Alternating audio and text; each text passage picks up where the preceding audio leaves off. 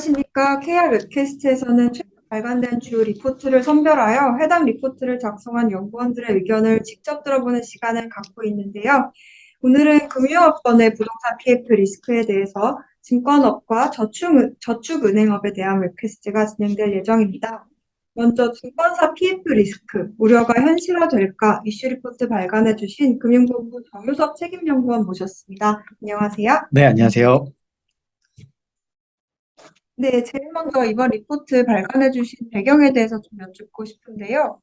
네, 말씀하셨듯이 네, 최근 금리 상승과 부동산 경기 둔화로 PF 리스크가 점차 확대되고 있는 상황입니다. 특히 PF 금융을 주요 사업으로 자리매김한 증권사의 경우에 PF 리스크가 어느 정도인지 시장의 관심이 점점 커지고 있는 상황인데요. 증권사의 경우에는 채무 보증을 중심으로 PF 익스포저를 꾸준히 늘려왔습니다. 질적 구성 측면에서도 중우순위 익스포저 비중이 늘어나면서 위험 성향이 높아진 상황입니다. 특히 PF 브릿지론 부실화에 대한 우려가 가장 큰데요.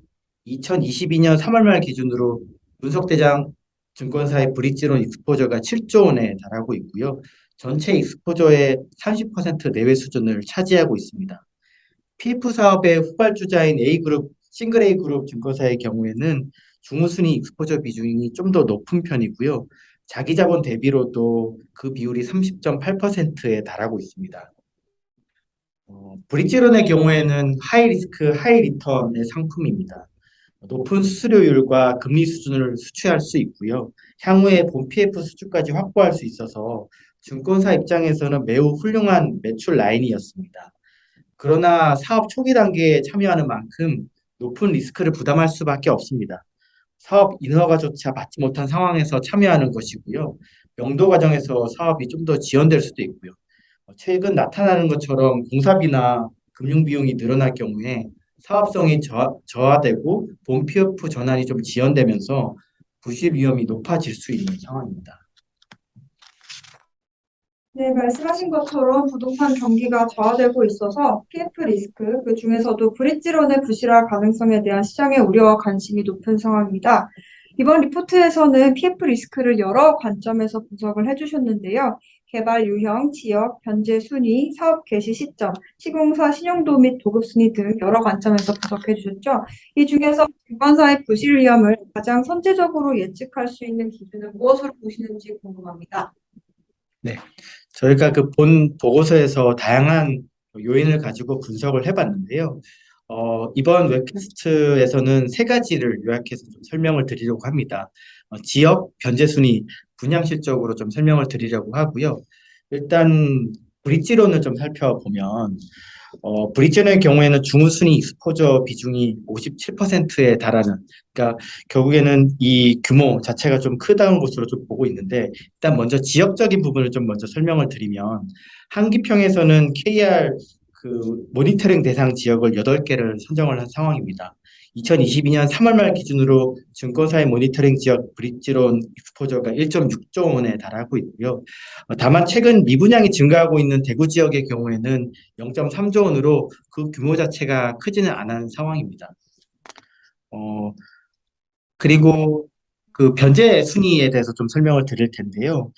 브릿지론 중순위 익스포저 비중이 57%이고 변제 순위상 손실 위험이 좀 높다고 판단하고 있는 상황입니다. 특히 싱글 A 플러스와 싱글 A 그룹의 중순위 비중이 75%를 상회하고 있는 상황입니다. 가장 오른쪽 그래프를 보시면 브릿지론의 가중평균 LTV와 5년 평균 경락률을 비교한 표를 보실 수 있습니다. 더블 A 그룹을 제외하고는 모두 LTV가 경량률을 넘어서는 수준을 보이고 있어서 브릿지론이 부실화될 경우에는 증권사의 손실 가능성이 높다고 볼 수 있습니다. 다음 장표를 보시면요. 그룹별로 브릿지론 익스포저 대비 자본 완충형 수준을 분석하고 있는데요. KR 모니터링 지역 내 중순위 익스포저 비율은 AA 와 AA 마이너스 그룹 증권사의 경우 자기 자본 대비 3% 수준을 넘어서지 않으면서 잠재 부담이 크지 않은 것으로 판단하고 있습니다. 다만 싱글 A 플러스와 싱글 A 그룹의 경우에 최대 10% 수준의 중순위 부담을 보유하고 있어서요. 잠재 부담이 좀 큰 상황입니다. 분석 대상을 전국 기준으로 확대한 경우가 바로 오른쪽 그래프인데요. 이 경우에는 중후순위 브릿지론 부담이 가중한 일부 업체들이 존재하고 있어서 부동산 경기 저하가 전국적으로 확대될 경우에는 모니터링이 필요한 상황이긴 합니다.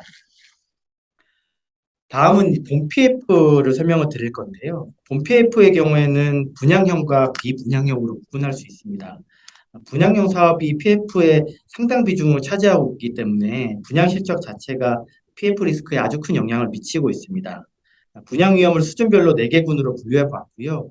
A군의 경우에는 분양 위험이 현저히 낮은 수준, D군으로 갈수록 분양 위험이 점점 높다고 보시면 될 것 같습니다.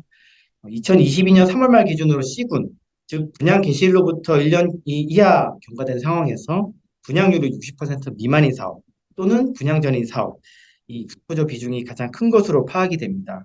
그 원인으로는 결국 2020년 이후에 개발 사업이 다수 개시가 되었고요.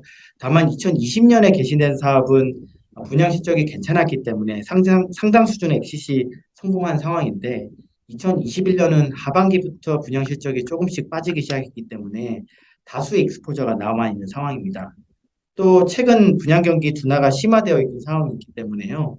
분양 실적이 개선되기가 좀 더 더뎌질 것으로 보고 있고 분양 위험 저하 여부가 모니터링 포인트로 들어가 있는 상황입니다.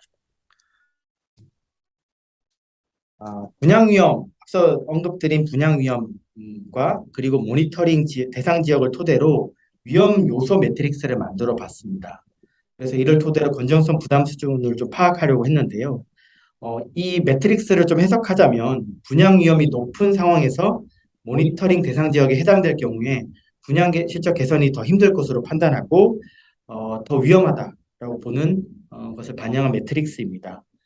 여기를 보시면 건전성 부담 수준은 요주위가 가장 위험하다고 보고 있고 관찰 양호 수준으로 정리를 했고요.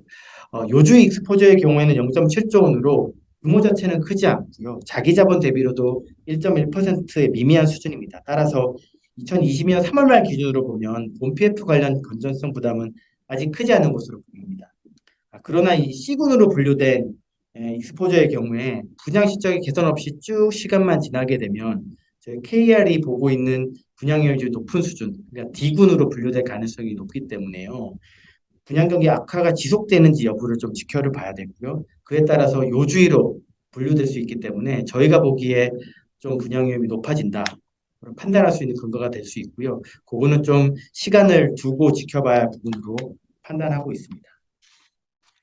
네, 위험 요소를 매트릭스로 표현을 해주시니까 한눈에 이해하기가 더 쉬운 것 같습니다. 그럼 마지막 질문 드리겠습니다. 시장에서 가장 궁금해하실 만한 내용인데요.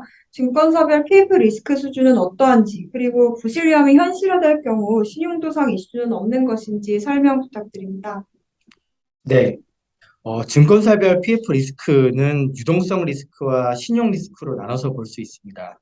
유동성 리스크 측면에서는 전반적으로 양호한 수준으로 볼 수 있고요. 왼쪽 표를 좀 참고하시면 될 것 같습니다. 다만 이 A 그룹, 싱글 A 그룹의 증권사의 경우에는 유동성 갭 대비 PF 우발 채무 비율이 66%에 달하고 있어서 유동성 리스크 부담이 다소 큰 상황입니다.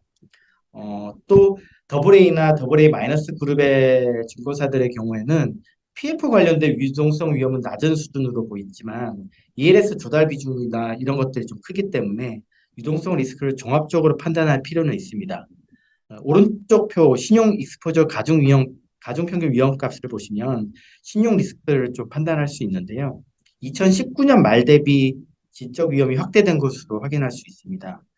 신용 익스포저 가중평균 위험값이 그래프로 보기에도 2019년 말 대비 상승한 것으로 보이고 있고요. 특히 싱글 A 플러스나 싱글 A 그룹의 증권사의 경우 가중평균 위험값 자체도 좀 높고 그 증가폭도 좀 크기 때문에 신용 리스크에 대한 모니터링이 필요한 상황입니다.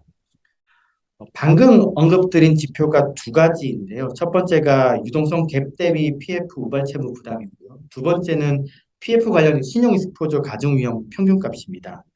산출된 두 지표를 가지고 분포표를 좀 찍어 본 것이 바로 본 장표에 있는 그래프들입니다. 업체별로 유동성 위험과 신용 위험 수준을 보기 쉽게 좀 정리한 표이고요.